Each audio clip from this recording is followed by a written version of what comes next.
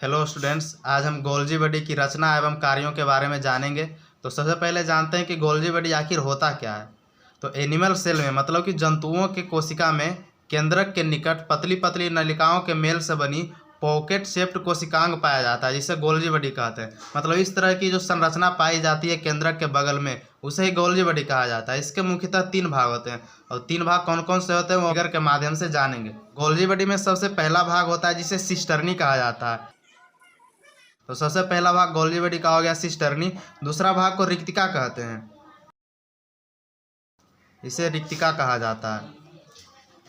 और जो बचा हुआ तीसरा भाग होता है उसे वेसिकल कहते हैं, जिसे पुटिकाएं कहते हैं या रक्त पुटिका कहते हैं।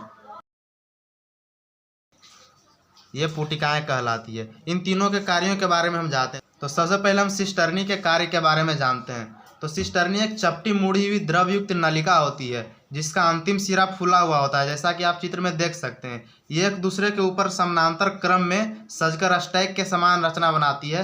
गोल्जी बॉडी में इसकी संख्या 9 से 11 तक होती है। यहाँ पर स्पेस कम होने के कारण इसकी संख्या मात्र इतना कम है, लेकिन गोल्जी बॉडी में जो रियल गोल्जी बॉडी होता है उसमें इसकी संरचना 9 से लेकर 11 तक होती है।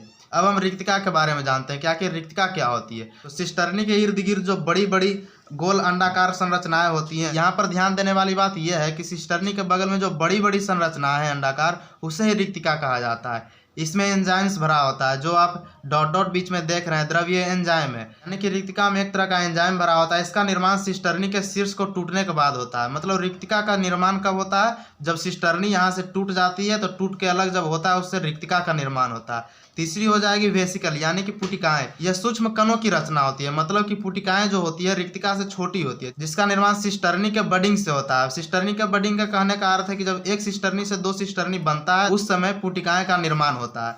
अब हम गोल्जी बॉडी के कार्य के बारे में जानेंगे। आखिर हमारे शरीर में गोल्जी बॉडी के क्या क्या कार्य होते हैं। तो सबसे पहला कार्य इसका हो जाएगा स्टूडेंट्स, हार्मोन का स्रवण एवं संचय करना। इसका हो जाएगा कार्य हार्मोन का स्रवण एवं संचय करना।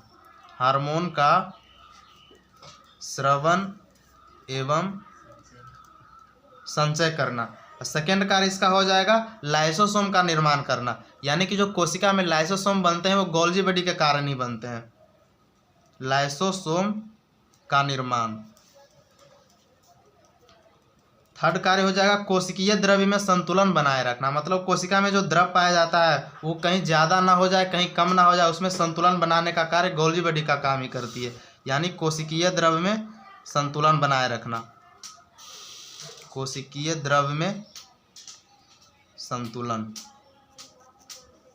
तो स्टूडेंट्स इतना ही था गोल्जी बॉडी के अंदर, इसकी रचना एवं कार्य में 3 ही काफ़ी कार्य है। अगर वीडियो से आपको कुछ सीखने को मिला है तो चैनल को सब्सक्राइब कर दीजिएगा। Thanks for watching.